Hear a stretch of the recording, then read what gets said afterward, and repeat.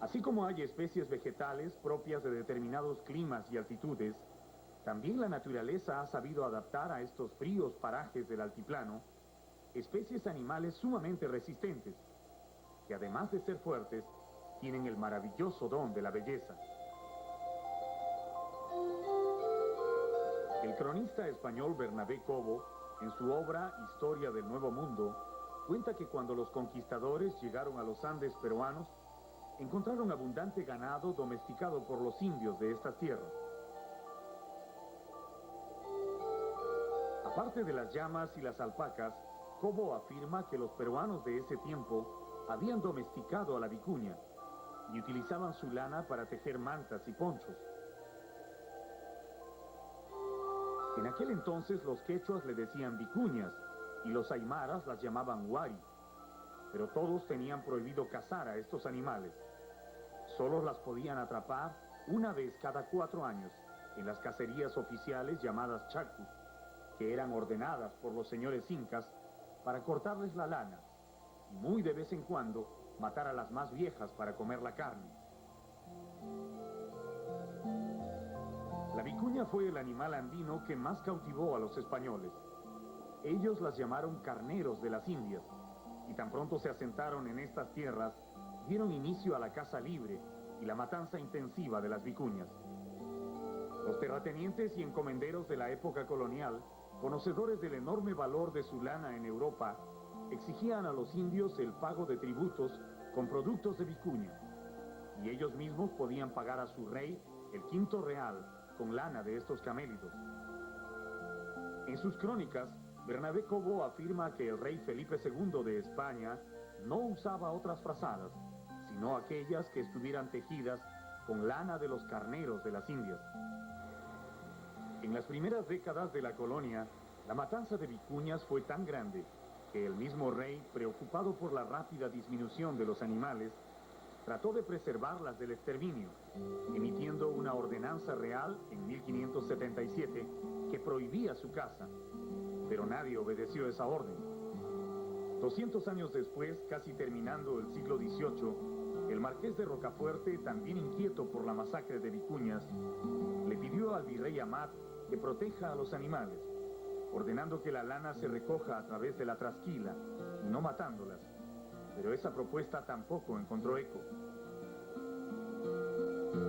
Ya en la época republicana, la joven nación peruana recién independiente puso la vicuña como símbolo en su escudo y volvió a prohibir la caza.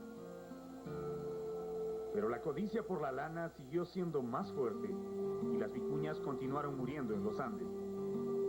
Aún ahora, cuando la especie está declarada en peligro de extinción y se han tenido que hacer reservas especiales para protegerlas de los cazadores furtivos, las vicuñas todavía siguen cayendo a tiros. En el año 1987, en el departamento de Puno, habían más de 16.000 vicuñas. Actualmente, quedan poco menos de 8.000. Las pocas comunidades campesinas que tratan de protegerlas son atacadas por los ladrones. 2 días después de nuestra visita a la comunidad de Calacala, donde grabamos estas vicuñas, una partida de asaltantes ingresó en los terrenos de la comunidad.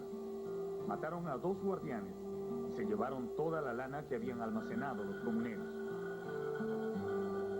La amenaza de 10 años de cárcel no asusta a los cazadores furtivos, porque el miedo entre los campesinos es más fuerte y nadie se atreve a denunciarlos. Mientras regresamos a Puno, donde nos esperan varios días de navegación por el lago, pensamos en el triste destino de nuestras vicuñas.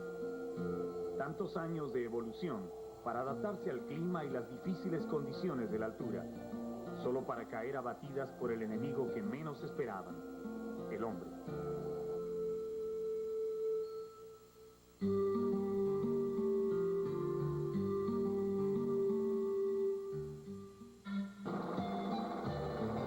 Cuando uno navega por el lago Titicaca y pasea la vista por su enorme superficie, no puede evitar las numerosas preguntas que vienen a la mente.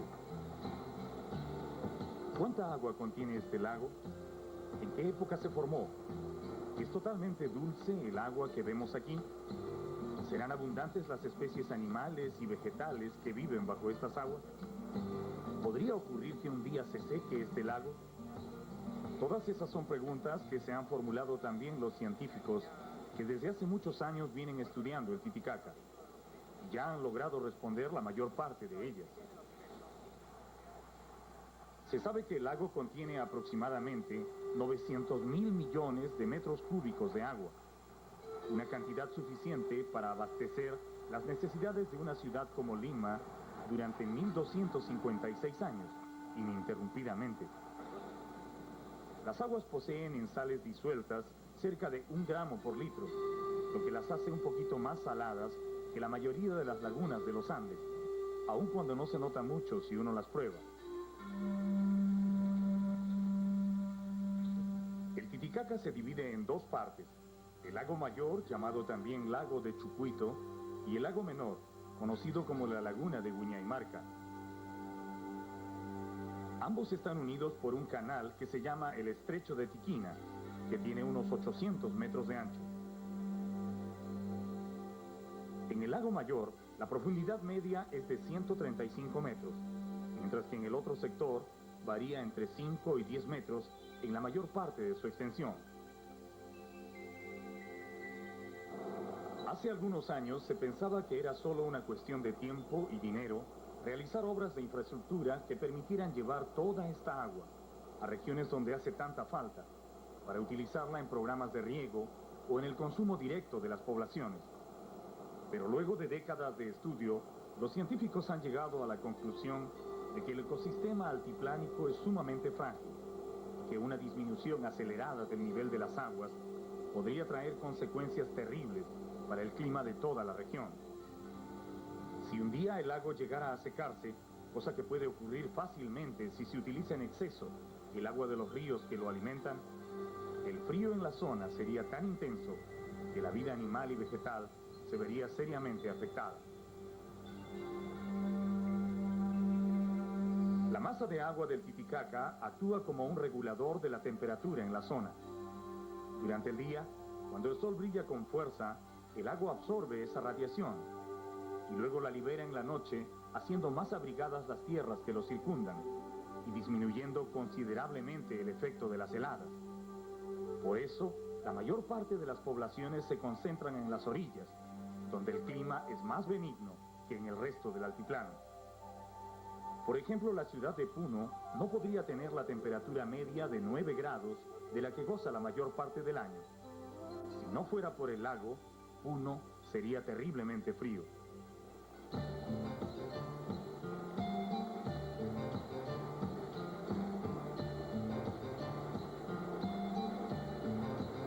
Todos estos datos se han ido recogiendo en años de paciente trabajo, en los que han colaborado investigadores tanto del Perú como de Bolivia, países que tienen el lago en condominio. Esta mañana, a bordo del Big Belt, el barco de investigación científica del Proyecto Especial Lago Titicaca, un organismo binacional que lleva más de 20 años profundizando en el conocimiento del lago, estamos navegando hacia la entrada del Lago Mayor, en un recorrido de rutina en el que los investigadores recogen datos sobre la temperatura, salinidad y transparencia del agua, factores importantes para el desarrollo de la vida lacustre. Utilizando un dispositivo llamado batitermógrafo, bastante parecido a un torpedo, en el que van instalados 2 termómetros sumamente sensibles, se disponen a medir la temperatura del agua a diferentes profundidades. Lo que ellos buscan es saber si hay diferencias muy grandes entre la temperatura de las aguas superficiales y las del fondo, porque cuando esto ocurre, se produce un fenómeno llamado termoclina, que es una especie de barrera térmica que impide que las aguas del fondo se mezclen con las de arriba, algo que resulta perjudicial para el desarrollo del fito y zooplancton en el lago. Estas mediciones periódicas les permiten a los científicos establecer cuál es la relación que existe entre la temperatura y la productividad del lago. Las aguas del Titicaca son bastante transparentes.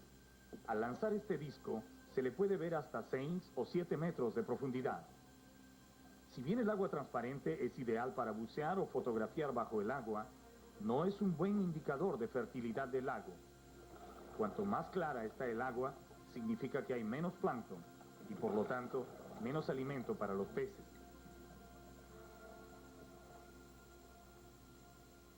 Mientras el Big Pelt continúa con sus experimentos, nosotros nos preparamos para hacer una primera visita al mundo subacuático del lago. Realmente para todos será una experiencia nueva bucear a esta altitud. Cuando los hombres desciendan 10 o 12 metros en las aguas del Titicaca, estarán realmente a más de 3.800 metros sobre el nivel del mar y en condiciones muy diferentes al buceo en la costa. Se ha previsto un mayor consumo de aire, por lo cual todos anotan mentalmente que será necesario salir antes del tiempo real de duración de los tanques.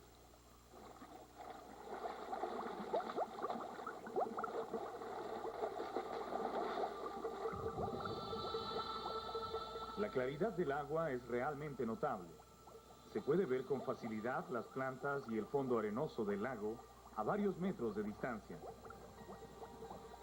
La vegetación subacuática crece fuertemente enraizada en el fondo, y en su mayoría son plantas de tallos largos que se empeñan en orientarse hacia la luz del sol, que penetra intensamente hasta los 4 o 5 metros de profundidad. Lo primero que observamos es que el fondo está cubierto de una capa de polvo muy fino, que se levanta formando nubes tan pronto se le toca. Es necesario moverse con mucho cuidado para mantener la visibilidad. Estamos a unos 9 metros de profundidad y notamos que aletear cuesta un poco más de esfuerzo. En un primer momento se siente la respiración agitada y efectivamente se consume más aire de lo normal. Pero luego, poco a poco, las funciones se normalizan y se puede observar con más calma las características de estas extrañas plantas que crecen en el fondo del lago más alto del mundo. El nombre genérico que se le ha dado a toda esta vegetación es simplemente llacho. Desde hace muchos años, los pobladores de las riberas del lago les pusieron ese nombre y aprendieron a cortarlas en los lugares menos profundos para dárselas de comer a sus ganados en épocas de sequía. Si bien el nombre del llacho las iguala a todas, lo cierto es que cada una tiene sus propias características y un nombre especial otorgado por los botánicos.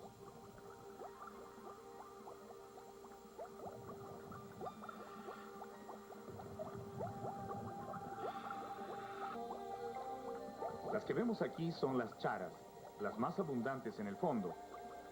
Crecen entre los 2 y 3 metros de profundidad, formando extensas praderas muy verdes que resplandecen a la luz del sol. Estas charas constituyen casi el 60% de la vegetación del lago. Alcanzan la altura de 90 centímetros y tienen un alto contenido de calcio en sus tallos.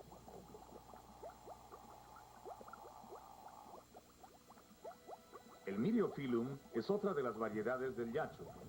Tiene un cierto parecido con el hinojo por sus hojas finas y delicadamente ramificadas. Esta planta llega hasta los 2 metros de altura bajo el agua, por lo que en algunos lugares de poca profundidad, sus flores pueden llegar a asomarse a la superficie.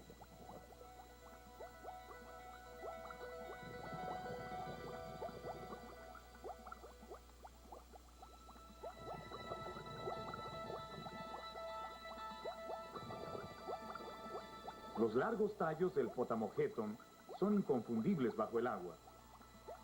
De todos los géneros de llacho, esta planta es la de mayor tamaño. Crece en zonas profundas donde la luz es más escasa, pero logra multiplicarse con bastante rapidez, cubriendo importantes extensiones del fondo. Sus espigados tallos, casi desprovistos de hojas, son el refugio de miles de yalelas, esos crustáceos diminutos que constituyen el alimento preferido de los peces del lago.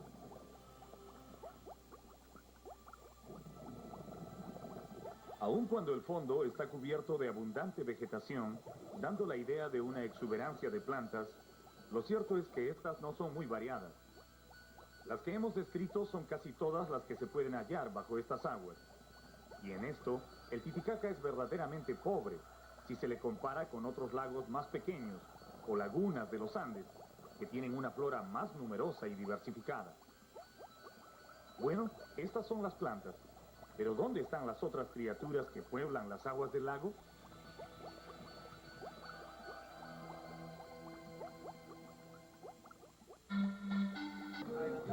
Después de bucear un buen rato observando las plantas del fondo, salimos a la superficie a descansar y reponer el aire de los tanques.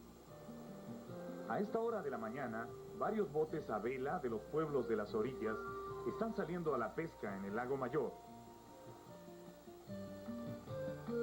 Hace unos 10 años, todas las embarcaciones que se veían por aquí eran balsas de totora, con velas también de totora que rara vez se aventuraban en las zonas profundas del lago. Pero ahora los tiempos han cambiado y los hombres salen a pescar en botes de madera provistos de grandes velas hechas con sacos de harina.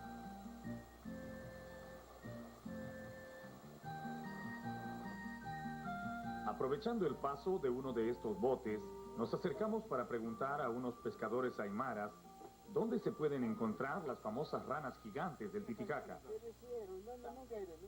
Ellos nos dicen que esos batracios solo viven en el lago Mayor, en aguas profundas por abajo de los 25 metros, pero que en las zonas costeras es posible hallar a sus parientes, unas ranas más pequeñas que ellos capturan a veces para hacer un caldo muy bueno contra la anemia.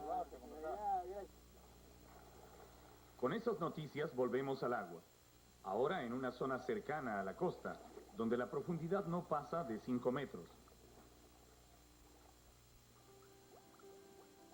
Las ranas que encontramos pertenecen a una de las variedades más pequeñas del lago Titicaca, que rara vez sobrepasan los 8 centímetros de longitud. Los biólogos las clasifican dentro de la especie Telmatobius culeus, pero se han hecho más conocidas como ranas punensis, porque abundan en las costas de la gran bahía de Puno. Solo aquí, y en ningún otro lugar del planeta, se puede hallar a este tipo de batracio, que ha sabido adaptarse a la altura, la baja temperatura del agua, la escasez de oxígeno y las radiaciones ultravioletas propias del altiplano. Esta criatura es una verdadera joya de la naturaleza, porque está sobreviviendo en un difícil hábitat donde otros batracios no durarían ni 24 horas. Las ranas punensis han desarrollado un sistema de respiración totalmente cutáneo. Su piel está muy vascularizada y a través de ella captan el oxígeno que necesitan para vivir. Este sistema no les proporciona suficiente aire como para nadar a gran velocidad, pero ellas no lo necesitan. En el lago no tienen depredadores naturales, por lo tanto no tienen que escapar de nadie.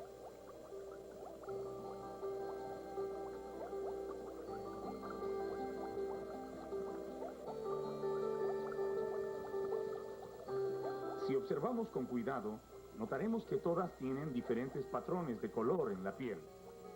Algunas son marrones, otras moteadas, otras medio amarillentas y así por el estilo. Al punto que los biólogos no han terminado de ponerse de acuerdo si los colores representan variedades diferentes o son simplemente resultado de la adaptación al medio en que viven. Las ranitas punensis rara vez se separan de las costas rocosas. Como no son buenas nadadoras, prefieren esconderse entre las plantas o bajo las piedras sin atreverse a entrar en aguas más oscuras, donde el talud del lago cae de golpe de 6 a 140 metros de profundidad.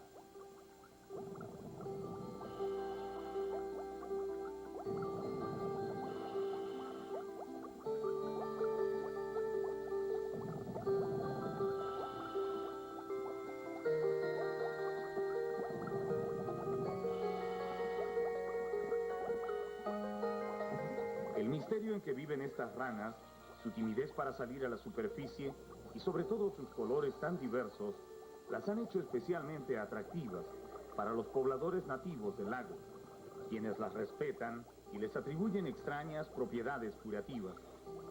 De vez en cuando atrapan algunas para hacer caldos que dicen que son muy efectivos para curar la anemia, la tuberculosis y aún la esterilidad femenina. Algo que todos nos preguntamos es qué comen las ranas punensis. El biólogo Yuri Hooker, que acompaña nuestra expedición, y que ha estudiado con paciencia estos batracios, nos señala el fondo del lago, lleno de caracoles y conchas pequeñas, y nos informa que ese es el alimento principal de las ranas. Devoran los moluscos con toda su cubierta y luego de digerir la materia comestible, arrojan los residuos.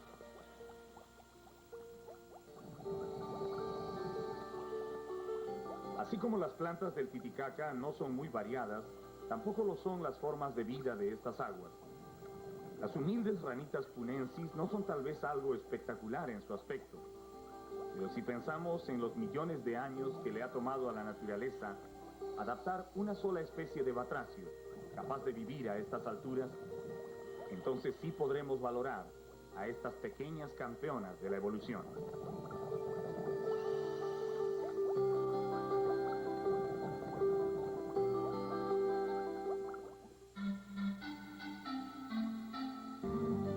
Después de un valioso día de trabajo, el barco de investigación científica del PEL regresa a su base en el puerto de Chucuito, a unos 18 kilómetros de la ciudad de Puno. Mientras vamos navegando, los investigadores aprovechan el tiempo para ordenar sus notas e imprimir sus registros. Toda la información que han recogido será después compartida con sus colegas en el lado boliviano y pasará a formar parte del gran estudio general sobre el lago. Todavía hay muchas preguntas sin respuesta. Estudiar al Titicaca demanda tiempo y dinero. El potencial de agua dulce de este inmenso depósito situado en lo alto de la cordillera apasiona a los investigadores y también a planificadores e ingenieros, sobre todo a estos últimos, quienes ven en el lago un verdadero filón de oro blanco sin explotar. La posibilidad de sacar el agua para riego o aprovechar el desnivel de 3.800 metros en que se encuentra para generar electricidad son proyectos que han hecho soñar a los estadistas en ambos países. Pero la realidad que se abre paso con las investigaciones de equipos como los del PEL es que la relación entre el lago y el altiplano es sumamente compleja. Cualquier cosa que afecte el equilibrio del lago traerá inevitablemente consecuencias para la existencia de todas las formas de vida, cuyo destino está ligado al Titicaca.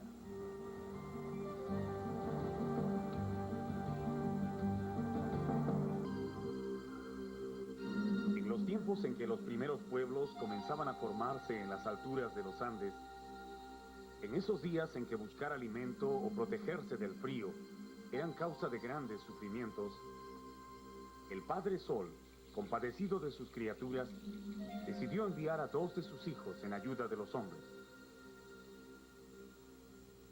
Así, de las aguas del lago sagrado que está en la cima del mundo, nacieron Manco Cápac y su hermana Mama Oglio, quienes traían a la tierra la misión de formar un gran pueblo en honor a su padre.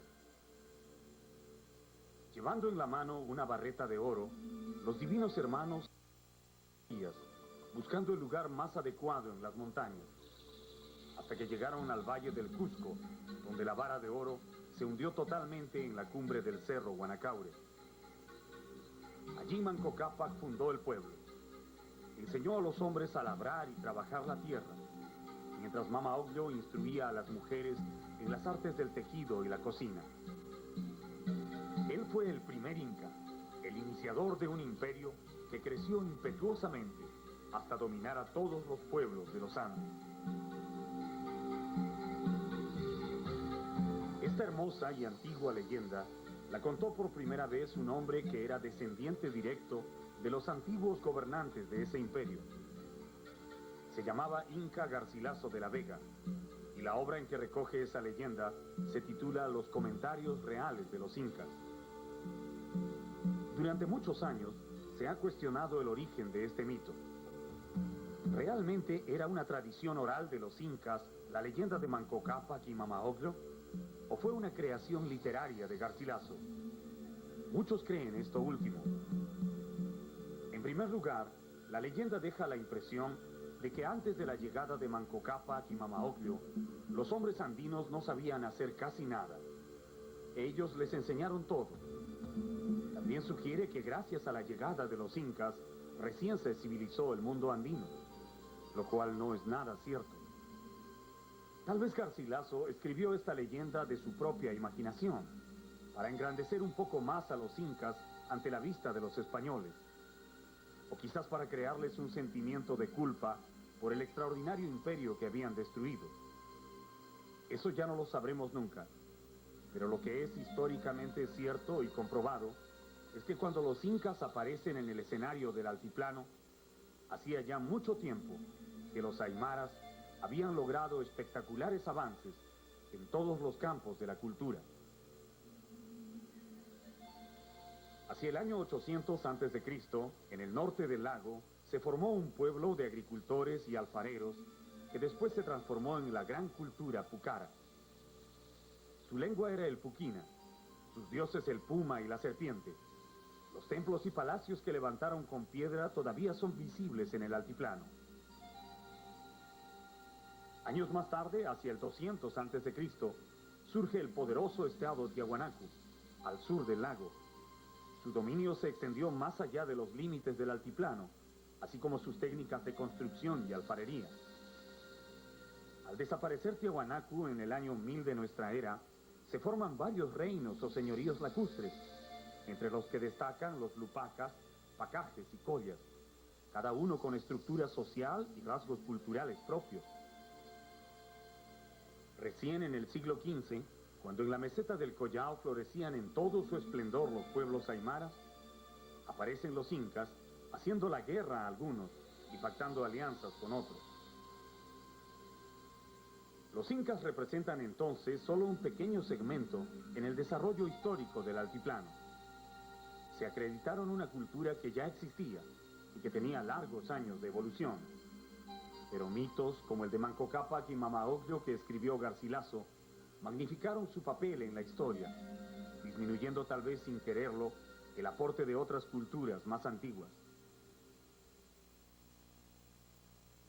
Si uno viaja por la cuenca del lago Titicaca y se detiene en los pueblos que circundan al lago, fácilmente podrá encontrar las huellas de todas esas culturas que precedieron a los incas.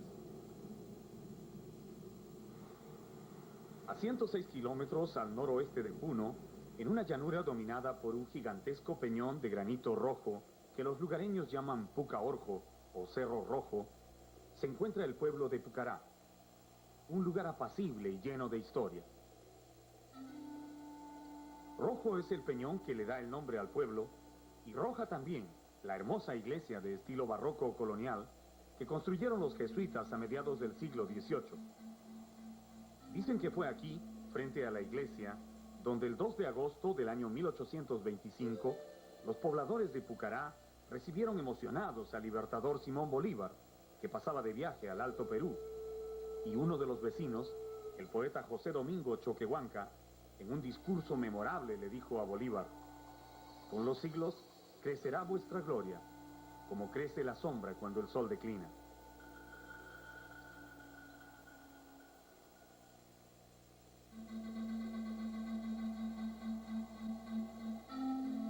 Al pie de este cerro descansan los restos de uno de los centros ceremoniales más antiguos de América del Sur.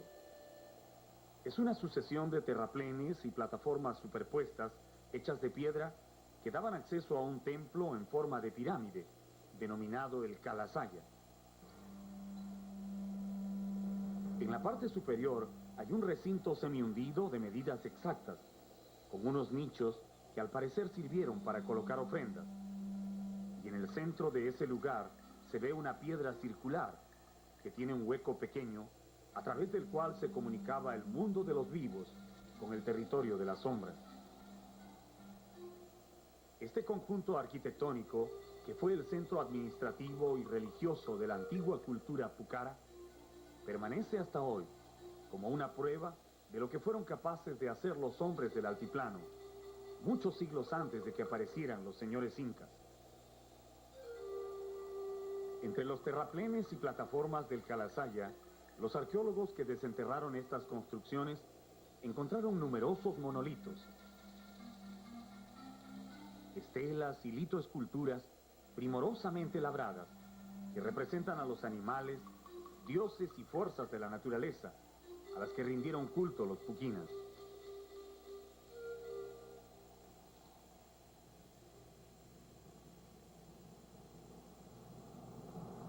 Saliendo de Pucará, enrumbamos hacia el pueblo de Taraco, otro viejo dominio de las culturas del altiplano. A este pueblo es posible reconocerlo desde muy lejos por las curiosas construcciones cónicas que resaltan en sus campos.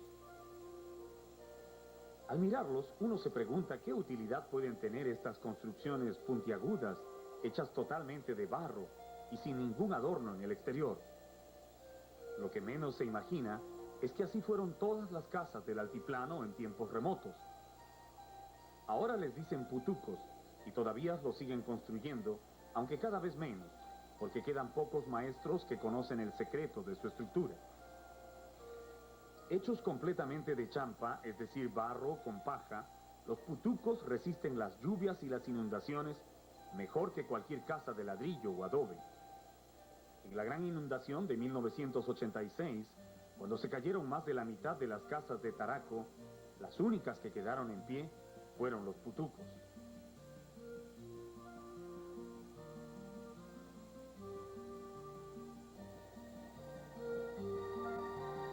Aun cuando muchos aymaras tienen ahora casas convencionales, los pobladores antiguos todavía prefieren cocinar y pasar el día en el interior de sus oscuros pero cálidos putucos.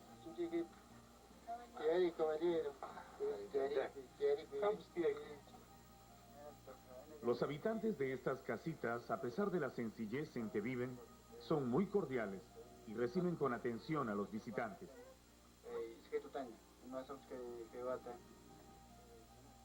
Adaptarse a la oscuridad del putuco es fácil. Lo que demora un poco más es acostumbrarse al humo que satura todo el ambiente, pero que sin lugar a dudas ayuda a disminuir el frío del exterior.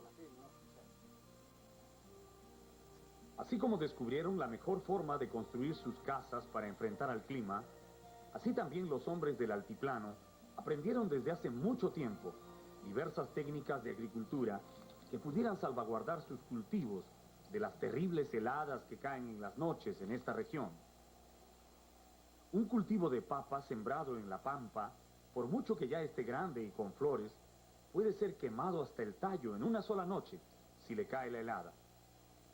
El rápido descenso de la temperatura, sumado a los vientos fríos que azotan la pradera, causa estragos en las plantas desprotegidas. ¿Pero qué hacer para evitarlo? La solución fue hallada hace tiempo y se llaman guaru-guarus o camellones. Los agricultores de la antigüedad, en lugar de sembrar en el terreno llano, excavaban largos surcos de 1 metro de profundidad y 3 de ancho. Acumulaban la tierra en la parte superior y dejaban que la lluvia o las inundaciones llenen las zanjas con agua. Luego sembraban sus productos en la parte elevada y listo. Las plantas quedaban a salvo de las heladas. En esos surcos gigantes podían sembrar papas o granos con la seguridad de que soportarían el frío de las noches. El sistema parece muy simple, pero ¿cómo funciona? Pues igual que el lago con el altiplano. Estos son los guaru-guarus vacíos. Cuando llegan las lluvias, los canales que están a los lados se llenan de agua hasta el nivel normal del suelo. Allí aprovechan los campesinos para sembrar sus papas en la parte superior. Durante el día, el sol calienta el agua de los guarus y el calor queda almacenado allí hasta la noche. En esas horas se libera, atenuando el frío alrededor de las plantas. Esta tecnología tan simple se utilizó en toda la meseta del Collao durante muchísimos años, asegurando el alimento de los pueblos lacustres. Luego se fue perdiendo poco a poco porque los incas preferían los andenes a los guaruanos. En la actualidad, muchas comunidades del Titicaca están tratando de recuperar los guarus de sus ancestros, porque nadie ha podido encontrar un sistema mejor para enfrentar las heladas.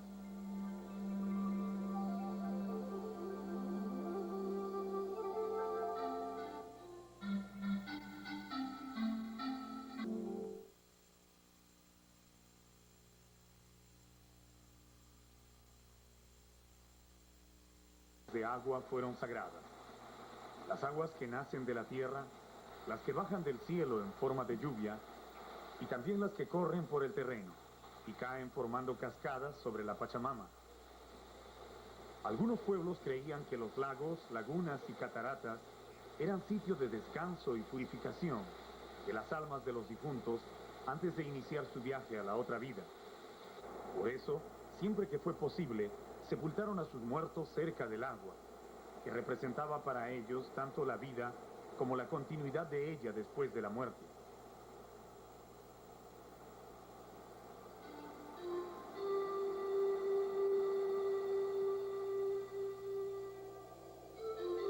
A 30 kilómetros al noroeste del lago Titicaca hay una hermosa laguna de aguas transparentes que tiene en el centro una isla grande y plana como una meseta.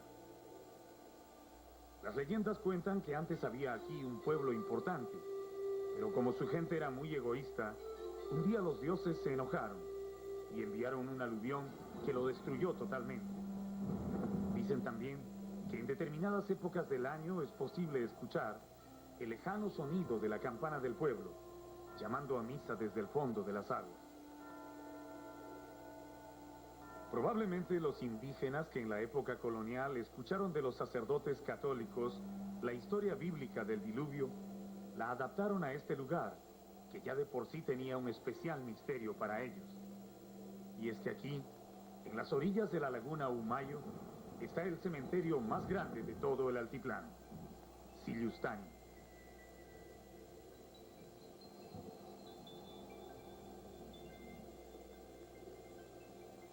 Los que visitan Sillustani, lo primero que quieren ver son las gigantescas chulpas de roca labrada que construyeron los incas en su tiempo.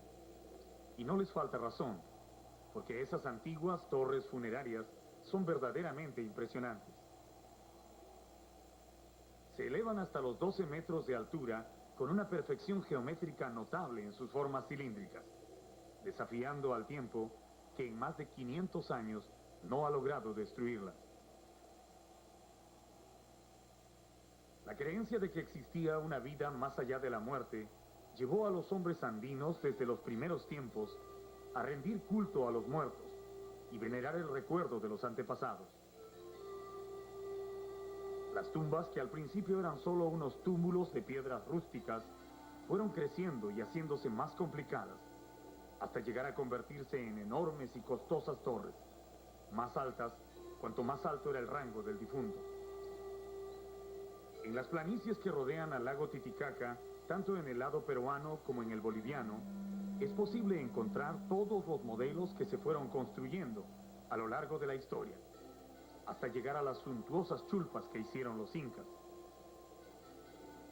Los aymaras las llamaban Amaya Uta y los quechuas Ayahuasi, pero en ambos idiomas significaba lo mismo, casa de los muertos. Parece que el nombre de chulpa se originó en el tiempo de la conquista y hacía referencia a la chulpa o canasta de paja donde se colocaba a los muertos antes de introducirlos en la cámara funeraria. Las más antiguas están hechas de rocas sencillas superpuestas sin argamasa alguna. No miden más de 2 metros de altura y en su interior se colocaban los fardos funerarios de 2 o 3 personas con las ofrendas respectivas para la otra vida. Tiempo después, algunos pueblos comenzaron a recubrir las rocas con arcilla y cal mezclada con barro, lo que les daba una apariencia muy bonita, destacándolas en el paisaje. A este modelo las llamaban Yura Hayahuasi, que significa Casa Blanca de los Muertos. Eran un poco más grandes y podían albergar un mayor número de momias. Esos huecos que se ven en toda la estructura no son parte del diseño, ni obra del tiempo. Son todos hechos por las aves pito o acafios, que siempre están buscando muros suaves donde hacer sus nidos. Desde el comienzo, no importa el estilo que fueran a desarrollar, las chulpas tuvieron todas algo en común. La entrada estaba orientada directamente hacia el este, a la salida del sol, para que el cuerpo del difunto pudiera saludar la salida del astro rey todos los días de su muerte. En la parte boliviana del lago se encuentran chulpas aún más evolucionadas, que pertenecen a la época de la cultura colla. Miden en promedio 3 metros de alto por 2,5 de ancho y no tienen forma cilíndrica. Parecen más bien pequeñas casas con una puerta suficientemente grande como para que pase una persona a pie. A diferencia de las chulpas del lado peruano, que están casi siempre ubicadas en lugares altos, estas se levantan solitarias en medio de la pampa, pero siempre orientadas hacia el este.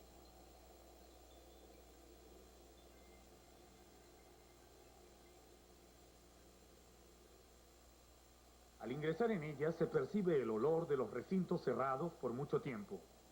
Y todavía es posible encontrar algunos restos humanos dispersos en el suelo. Como la mayoría de los monumentos funerarios de los Andes, estas chulpas han sido intensamente saqueadas.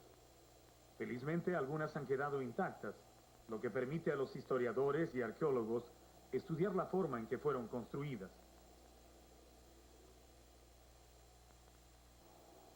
Los muros están hechos de arcilla mezclada con caolita y paja, pero lo interesante es observar cómo han moldeado la arcilla para lograr una pared sólida y resistente a las lluvias. En lugar de adobes, hay una especie de salchichas gigantes muy apretadas unas con otras, que al parecer fueron colocadas estando aún húmedas, de tal manera que al secarse quedaron unidas como un solo cuerpo. Esta técnica de construcción se ha perdido totalmente en ambos lados del lago. Los campesinos bolivianos a los que les preguntamos sobre las chulpas nos dicen que ellos ya no construyen así. Y lo que es más, ni siquiera saben de dónde fueron traídos estos materiales, porque en la zona no hay esas piedras largas que se usaban para soportar el techo y tampoco arcilla de este color.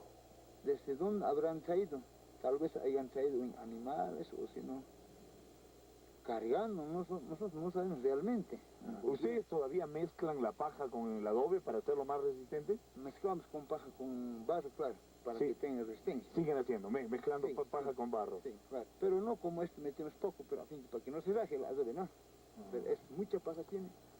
Y también es épocas haya habido más suave que a la comparación de esta paja, parece suavito, esta paja suavito, es más delgadita. Ah, es más delgadita que la paja que tenemos acá. Ahora tenemos paja brava, pero con eso hacemos adobe. Pienso de dónde hayan traído lejos, hay todo de pensar, pero... es una paja. Rendir culto a los muertos era una forma de seguir viviendo. Por eso, prepararse para la muerte fue una de las preocupaciones más serias de los hombres andinos en todos los tiempos.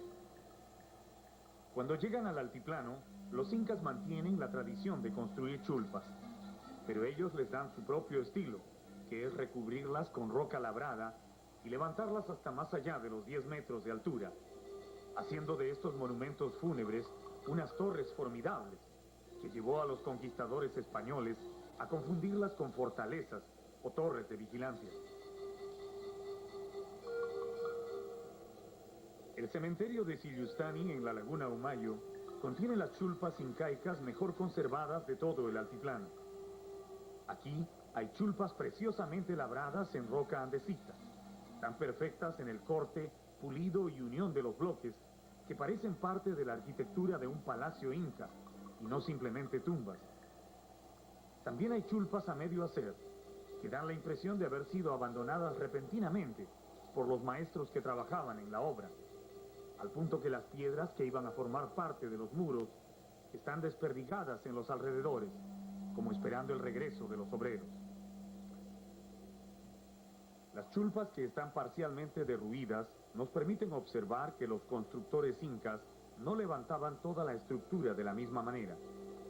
Hacían primero una tumba sencilla y luego la recubrían con las piedras labradas, de tal manera que por fuera la estructura se ve muy hermosa, pero por dentro sigue siendo un humilde túmulo de piedras, como fueron antes.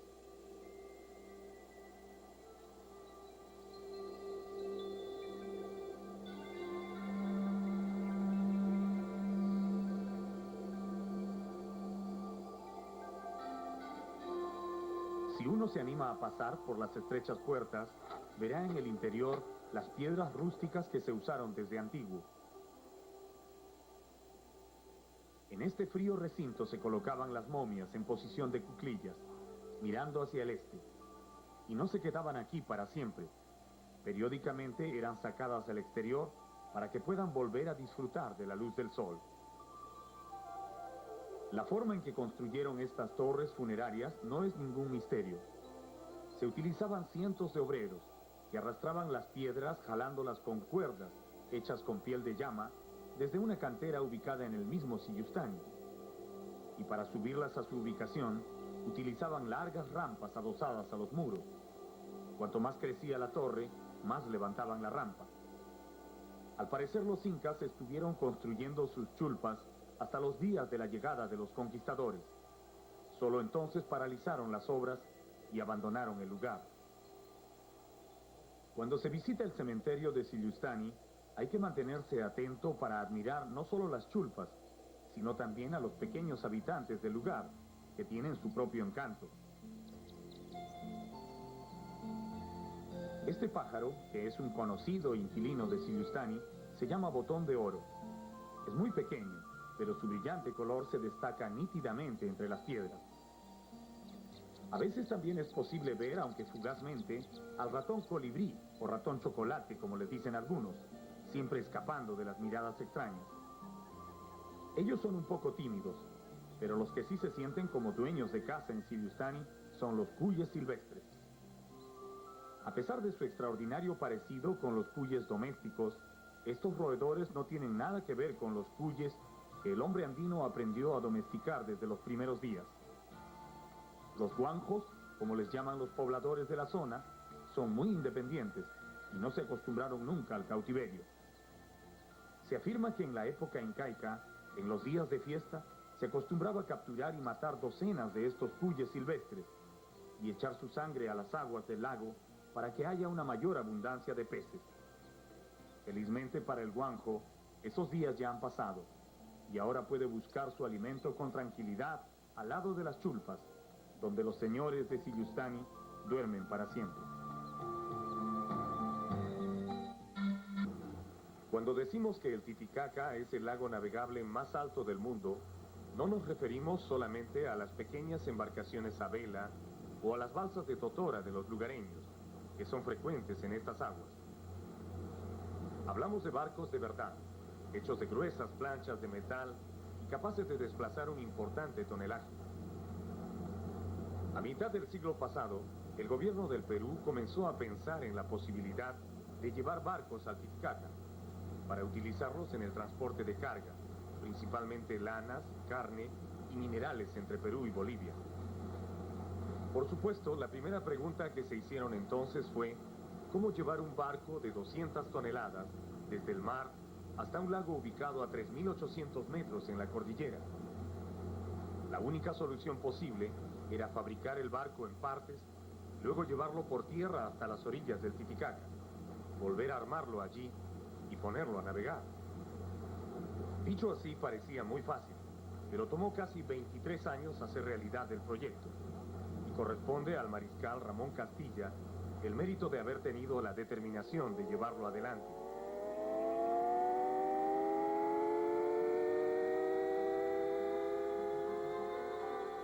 En agosto del año 1861, el Perú ordenó a la empresa James Watt y compañía de Londres fabricar en partes 2 vapores gemelos para ser transportados al Titicaca. Esos serían el Yabarí y el Yapurá, de 140 toneladas cada uno, a un precio total de 23.000 libras esterlinas. La fábrica entregó los bultos en el puerto de Arica en junio del año 1863, y desde allí, la Marina tuvo que hacer un extraordinario despliegue de hombres y esfuerzo para trasladarlos por tierra hasta la ciudad de Puno. Armarlos y ponerlos listos para navegar tomó otros 9 años. Finalmente, en 1871, ambos vapores fueron lanzados al Titicaca. Este airoso barco en el que estamos navegando ahora es uno de esos históricos gemelos. Antes se llamaba Yapurá, pero luego de muchos años de servicios, la Marina lo modernizó, reforzó sus estructuras y le dio el nombre de BAP Puno. Así navega hasta hoy, con 124 años a cuestas, pero todavía con su pabellón al tope, este incansable viajero de las aguas del Titicaca. ¿Y qué pasó con el Yabarí? Bueno, sigue en Puno, un poco vencido por los años, y aún a la espera de que alguien logre volver a ponerlo en movimiento. La ruta que nos hemos señalado en este día comprende un recorrido por las islas más importantes del lago. Visitaremos Taquile, Amantaní, Suasi y finalmente Moo, una pequeña comunidad en el oriente del lago a la que llaman el Jardín del Titicaca. Mientras el BAP Puno enrumba su proa a Taquile, decidimos hacer una breve visita a la sala de máquinas. En todos los registros internacionales, el BAP Puno aparece como la embarcación militar en actividad más antigua del mundo. Sus enormes motores, construidos hace más de un siglo, aún rugen con potencia suficiente para darle una velocidad promedio de 9 nudos. Y sus sistemas de comunicación y mandos funcionan a la perfección, como si el tiempo no pasara por ellos. Este telégrafo, accionado por un oficial que está en el puente de mando, le ordena a los maquinistas aumentar la potencia. El barco se estremece con un nuevo impulso, mientras el timonel mantiene firme el curso sujetando su gigantesco timón. En el piso del puente, unas cadenas disimuladas viajan hasta la pala del timón, poniendo al barco en la dirección deseada. Después de 40 minutos de navegación, la silueta de Taquile se perfila en el horizonte. Y unos momentos después, la gigantesca isla, bordada con interminables andenes, está frente a nosotros. Acercarse a los barrancos de la isla no es tarea fácil. Los marinos van midiendo metro a metro la profundidad, mientras en la cubierta un taquileño que ha venido con nosotros hace señales a sus compañeros para que se acerquen al barco. Las autoridades de la isla nos han pedido desembarcar en un pequeño muelle que está en el lado este de Taquile, para no tener que subir la empinada cuesta que es el camino habitual de los turistas. La isla de Taquile tiene un magnífico muelle al otro lado, pero la subida hasta el pueblo es realmente terrible, por lo menos para la gente que llega de afuera y que no está acostumbrada a la altura. Las agencias de turismo insisten en llevar a los visitantes por aquí, a pesar de las sugerencias de los isleños. Nosotros desembarcamos en el muelle donde reciben a los amigos, y la bienvenida que nos dan es realmente cariñosa. ¿Cómo está? ¿Qué tal, señor alcalde? Qué gusto de verlo. ¿Cómo está? ¿Qué tal?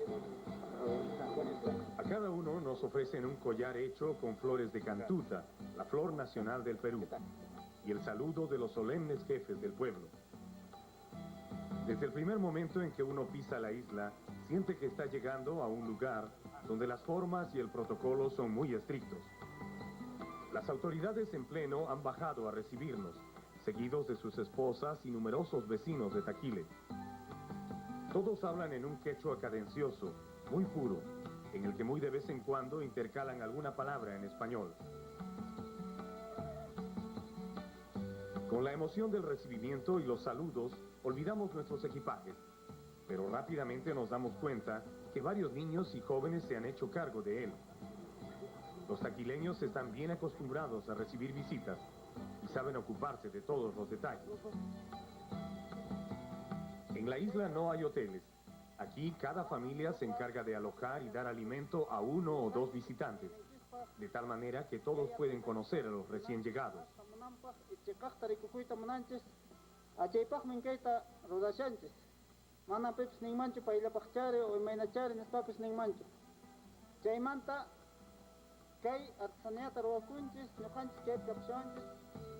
Taquile tiene un área de 11 kilómetros cuadrados, mide 5 kilómetros de largo y 1,5 kilómetros en su parte más ancha.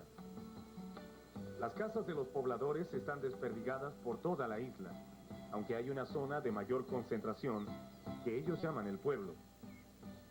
En total no son más de 350 las familias que viven aquí, siguiendo tradiciones y costumbres que han perdurado intangibles a través de los siglos. Después de los discursos de bienvenida, los taquileños nos invitan a la plaza principal para mostrarnos lo que constituye su mayor orgullo, los telares y tejidos del pueblo.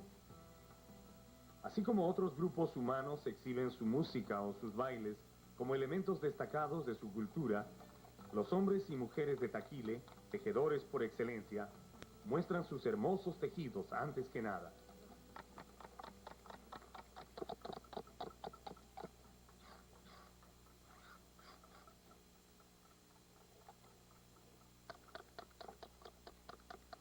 Dentro de las numerosas comunidades andinas del Perú, es común observar que las mujeres se vistan de manera tradicional, pero son raros los hombres que siguen haciéndolo. Taquile es una excepción. Aquí todos llevan sus ropas típicas, todo el tiempo. La tradición establece que cada hombre y cada mujer debe saber tejer, y tejer bien, para honrar la actividad más antigua de sus antepasados, que se ganaron en tiempo de la colonia el título de ser los mejores tejedores del altiplano.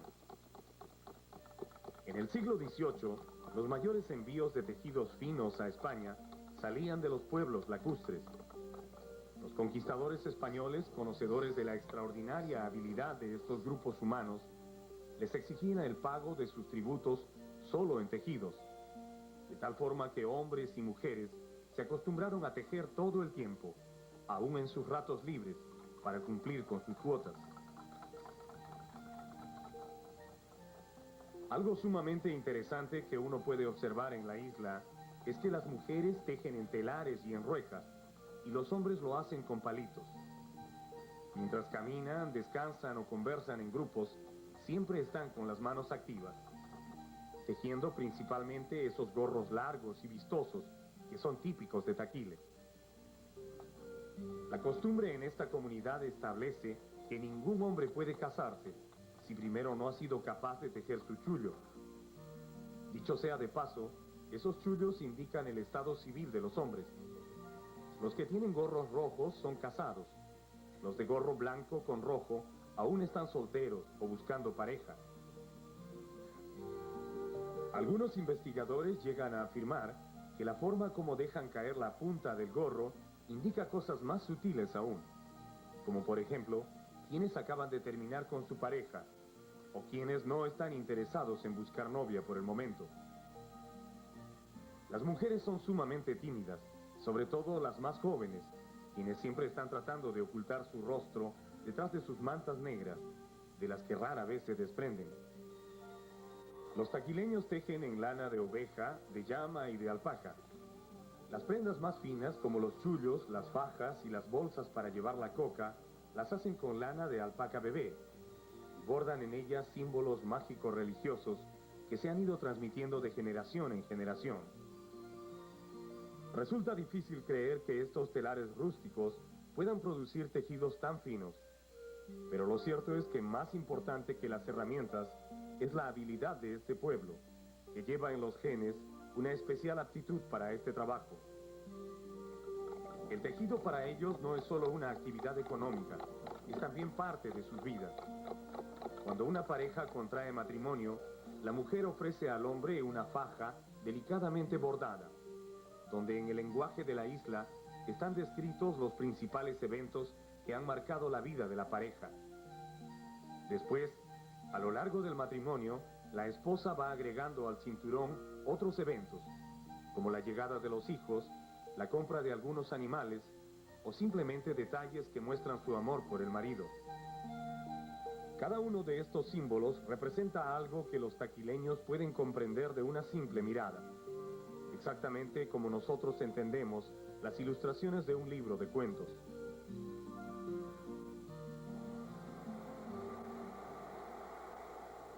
La historia cuenta que hacia el año 1540, esta isla era propiedad personal del emperador Carlos V, quien decidió venderla en subasta entre los nobles de su corte.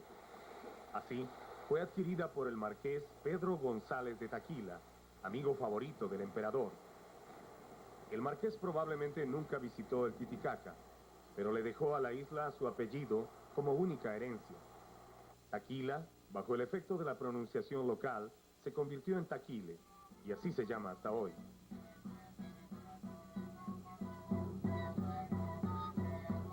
El recibimiento termina con una vistosa danza, donde solo participan varones, que con su música agradecen a la tierra los dones que reciben en la isla.